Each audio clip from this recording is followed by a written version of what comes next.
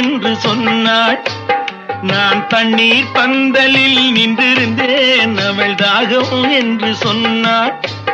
நான் தன்னன் தனியாய் நின்றிருந்தேன், அவள் மோகம் என்று சொன்னாள்.